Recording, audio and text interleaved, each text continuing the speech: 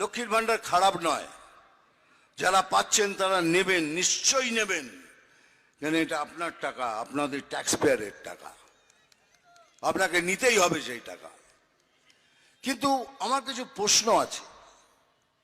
যারা এই টাকা নিচ্ছেন খুব ভালো, কিন্তু আপনার সন্তান যদি বিবেকী হয়, সে যদি বিবেক নিয়ে বেঁচে থাকে, অন্য কুলাঙ্গারদের মতো দুর্নীতি করতে চায় না, সে তো বেকার বসে আছে।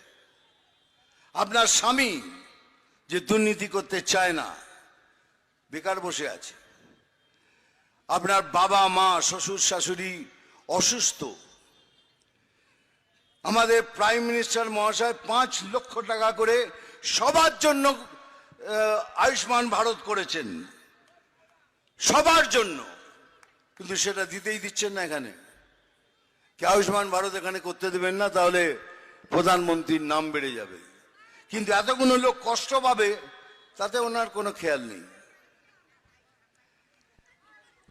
আপনারা পাবেন না, কেন পান না? ভোট দিয়ে আনুন, আরো ভোট দিয়ে আনুন, তাহলে আরো পাবেন না। এখন কথা হচ্ছে কি, আয়ুষ্মান ভারত 5 লক্ষ টাকা করে পাবেন আপনারা, জানতে দিচ্ছে না। কিন্তু এই সরকার এলে প্রথম কাজ আমি করব, আয়ুষ্মান ভারতকে চালু করাবো।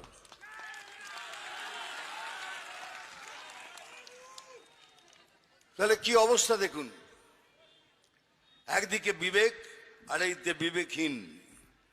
যারা তৃণমূলের কার্যকর্তারা, স্পেশালি যারা হিন্দু কার্যকর্তারা, যারা এসব দুর্নীতি করে বেড়াচ্ছেন, তাদের তো বিবেক বলে কোনো জিনিসই নেই। চুরি করলেও বিবেক নেই, দুর্নীতি করলেও বিবেক নেই। এখানে কি আছে বলুন তো? না উদ্যোগ আছে, না কারখানা আছে, না চাকরির ব্যবস্থা আছে, না শিক্ষা আছে, না স্বাস্থ্য আছে, কিচ্ছু নেই। এক্সেপ্ট দুর্নীতি এই রাজ্যতে কিচ্ছু নেই।